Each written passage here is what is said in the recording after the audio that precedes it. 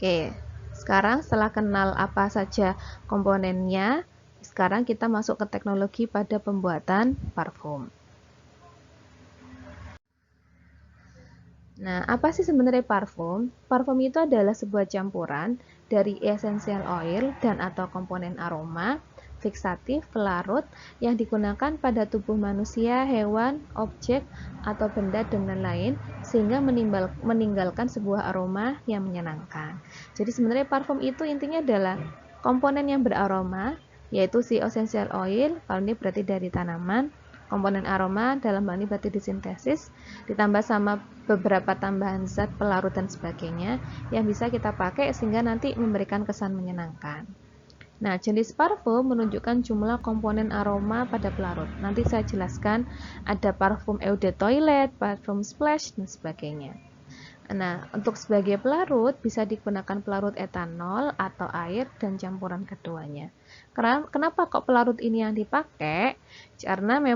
Karena itu kalau penggunaannya untuk kita manusia, maka akan sering banyak kontak dengan kulit. Nah, untuk meminimalisir alerginitas dan juga meminimalisir bahaya, maka kita pakai jenis pelarut yang memang cocok dengan tubuh kita ataupun juga bisa menguap sehingga bisa cepat memberikan aroma ke hidung kita, maka biasanya dipilih etanol.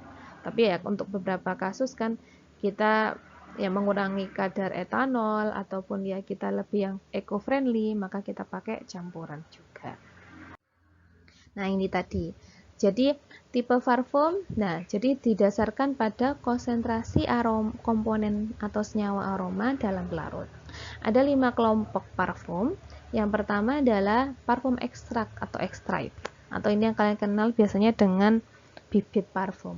Ya, jadi itu biasanya mengandung walaupun tulisannya 5-40 ya, tapi kebanyakan adalah 20% senyawa aroma. Jadi kayak dari 100% cair, 20%-nya itu adalah senyawa aromanya, 80%-nya itu adalah pelarutnya.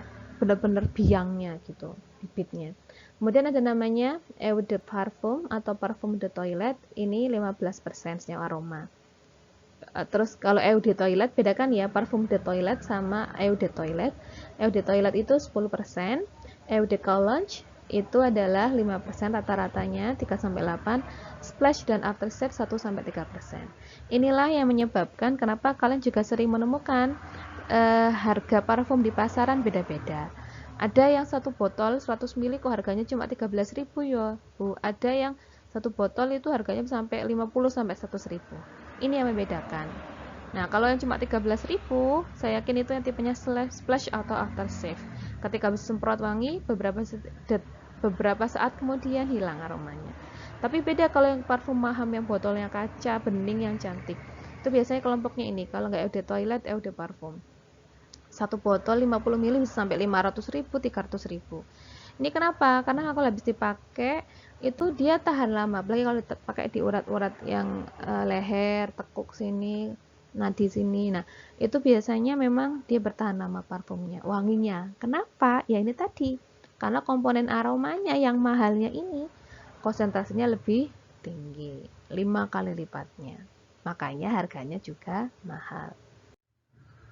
Nah, sekarang kita akan belajar teknologi fragrance. Jadi, sebenarnya parfum sendiri itu punya tiga tiga set notes atau tipe wangian yang muncul secara harmonis.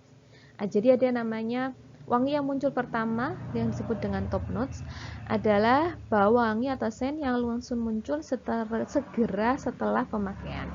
Terdiri atas komponen yang kecil, ringan, dan mudah menguap, membentuk impresi pertama pada orang, sehingga sangat penting dalam penjualan parfum yang dikenal sebagai head note.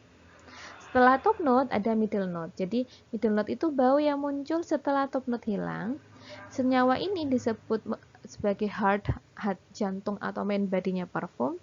Bertindak mengurangi bau yang menutupi bau yang tidak dari base note dan disebut heart note. Jadi sebenarnya top note itu cuma awal kesan pertama. Tapi kalau berikutnya adalah middle note yang relatif long lasting tadi.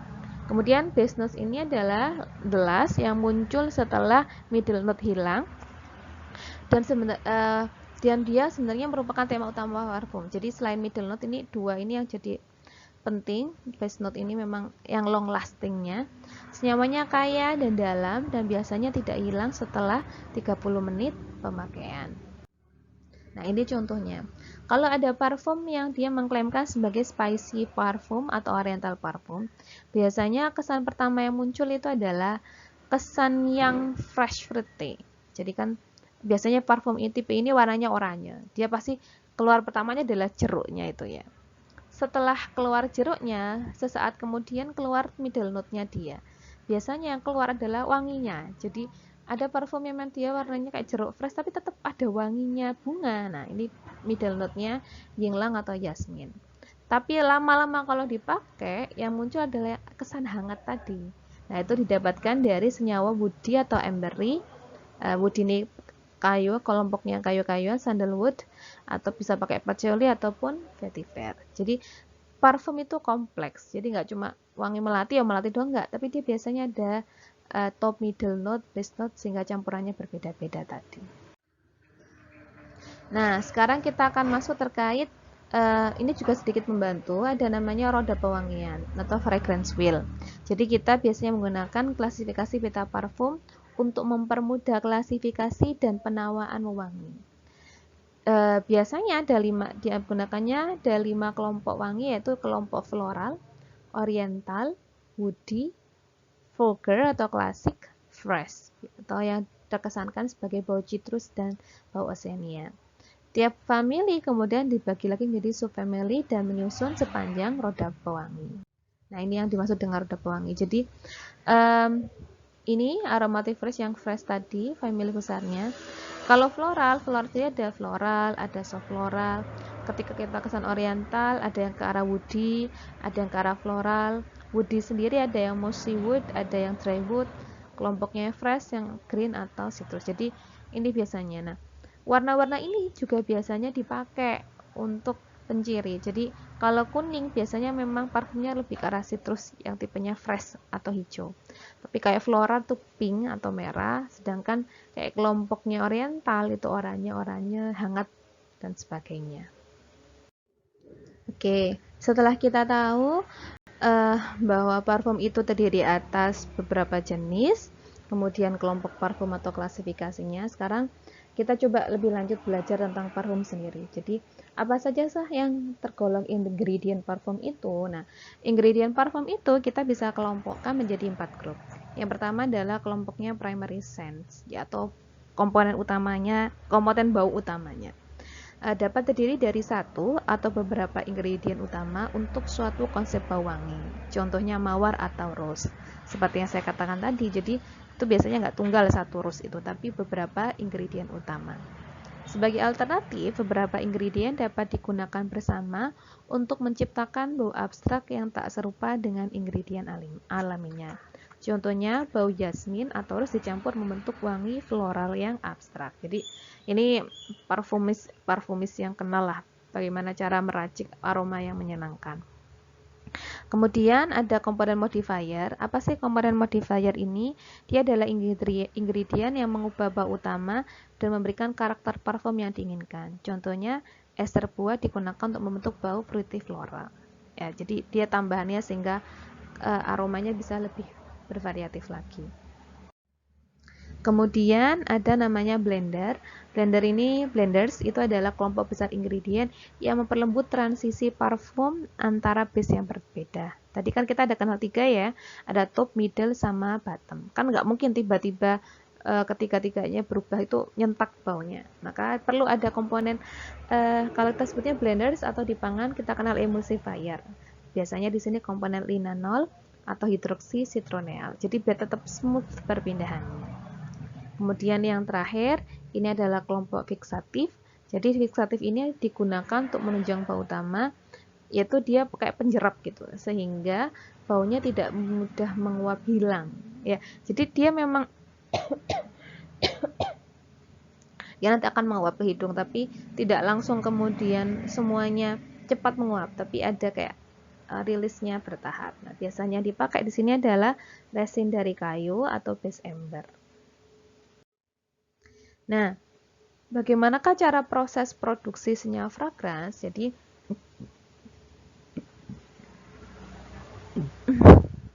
Yang pertama secara alami dulu. Jadi fragrance-nya ini yang seperti saya katakan sebelumnya, dia berasal dari alam, maka kita harus mengekstrak dia, mengambilnya. Dengan cara apa? Yaitu dengan cara disuling, dipres, diekstraksi dengan pelarut ataupun enfleurage adanya. Atau yang tadi kita bisa juga produksi senyawanya secara sintetik. Baik yang dia nggak ada sama sekali di alam, kayak tadi yang aroma fresh dan sebagainya, atau yang natural identical, sama kayak pewarna itu. Jadi dia di alam tapi kita copy dibikin di laboratorium. Oke, jadi ini adalah ekstraksi bahan yang mengandung fragrance. Bahan alami itu bisa yang komponen aromanya itu bisa dua. Komponen aroma di alam tuh maksud gini, sorry. Komponen yang memberikan aroma di bahan alam itu ada dua jenis. Yang pertama minyak atsiri, jadi sudah didapatkan dari sononya, bentuknya itu adalah minyak atsiri. Ya, minyak atsiri ini tolong bedakan dengan minyak yang kita bahas sebelumnya. Minyak yang kita bahas sebelumnya adalah trigliserida. Minyak atsiri itu sebenarnya adalah komponennya memang kayak minyak berkilau gitu. Dia di sini adalah cairan. Apa isinya? Komponen bisa aldehid, bisa macam-macamnya tadi sesuai komponen aromatik, tetapi dia memiliki kemampuan untuk menguap atau volatil. Nah, untuk dapatkan minyak atsiri dari bahan alam bisa kita suling atau kita press. Kita suling itu kayak kita panaskan kemudian kita kondensasi.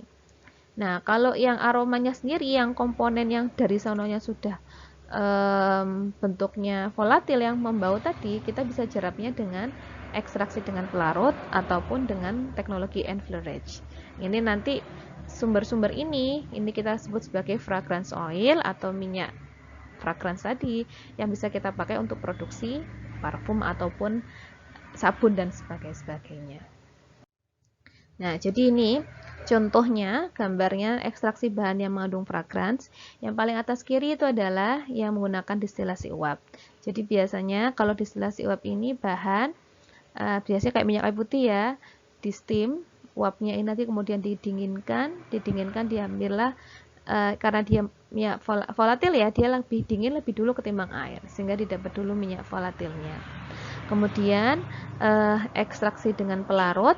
Jadi kalau ekstraksi dengan pelarut ini dia suatu bahan kita campurkan dengan pelarut tertentu, kita maserasi atau kita aduk, kita diamkan beberapa saat, baru kemudian kita saring, kemudian ini kita hilangkan pelarutnya sehingga tinggal komponen pewanginya doang. Atau kemudian ini yang pengepresan. Jadi kalau pengepresan itu ya bahan alamnya tadi yang langsung kita press. Contohnya kayak jahe, kalau pengen dapat aroma jahenya tinggal dipres jahenya. Nah, atau berikutnya lagi ini ada namanya enfleurage.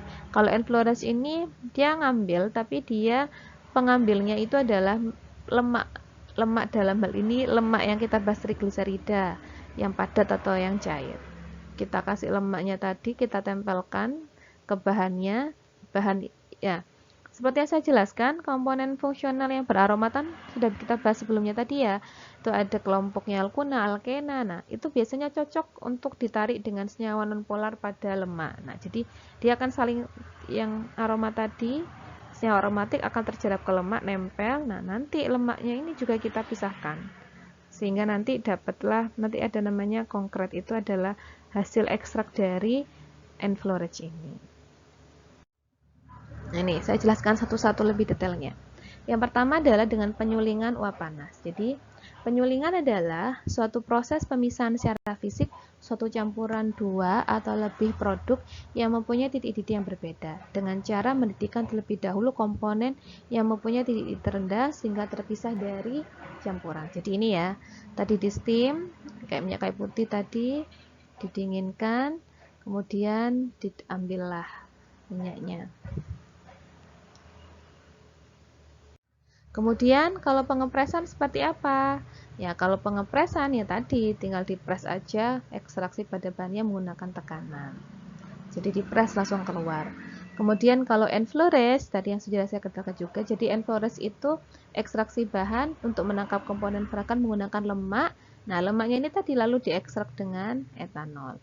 Jadi ini contohnya bunga melati ditaruh di lemaknya ini, sehingga nanti lemaknya diekstrak dengan etanol. khususnya Enflorage ini dipakai untuk kita ngambil komponen flavor dari bahan yang mudah terdenaturasi oleh panas. Jadi ada bahannya dia kalau dikasih steam atau masuk rusak, aromanya nggak keluar. Maka kalau kayak gitu kita pakai teknik yang Enflorage ini. Nah, kalau yang dengan pelarut solvent ini, ya tadi kita alirkan kayak prinsipnya soklatasi tadi, tapi pelarutnya bukan heksana ya, dan tidak pakai panas, pakai tekanan. Biasanya dipakai adalah heksana. Nah, ekstraksi dengan solvent pelarut itu juga tergolong mahal karena butuh alat khusus ini tadi, tapi juga masih banyak dipakai karena kita butuh beberapa parfum yang khas itu. Nah, bentuk hasil ekstraksi bahan fragrance ini macam-macam. Ada konkret, ada absolut, ada tinctures, ada miniatsiri. Hal ini dipengaruhi oleh proses yang digunakan, proses apa. Nah, konkret ini adalah hasil dari ekstraksi bahan alami yang kandungan resinnya rendah karena mengandung pelarut hidrokarbon volatil, biasanya lalu dimurnikan dengan distilasi atau ekstraksi dengan etanol sehingga diperoleh absolut. Terdapat dalam bentuk padatan lilin, resin atau cairan berminyak. Kemudian dia di sini mewakili bahan alami karena mengandung semua bahan yang larut hidrokarbon dengan kandungan utama asam lemak rantai panjang, misalnya asam miristat dan laurat, dan hanya larut sedikit pada parfum oil dan bahan parfum cair. Jadi konkret ini bisa kita didapatkan dari hasil ekstraksi solvent juga bisa, pokoknya menggunakan pelarut hidrokarbon volatil ini tadi. Nah, nanti akan dimultistilasi atau diekstraksi dengan dietanol, produknya nanti namanya adalah absolut. Nah, ini contohnya adalah Cassie tadi. Cassie ini adalah available and scarce parfum material. Jadi ini adalah komponen yang mahal emang. Diekstraksi dari bunga akasia farnesia. Nah, caranya ini parfum bunganya tadi saya katakan diekstrak dengan petroleum ether, sehingga yang dengan petroleum ether untuk menghasilkan kasih konkret. Nah, biasanya ini bentuknya solid, waxy mass of dry dark yellow or burn color. Nanti Cassie ini diproses lebih lanjut sehingga dihasilkan Cassie absolut dengan ekstraksi alkohol.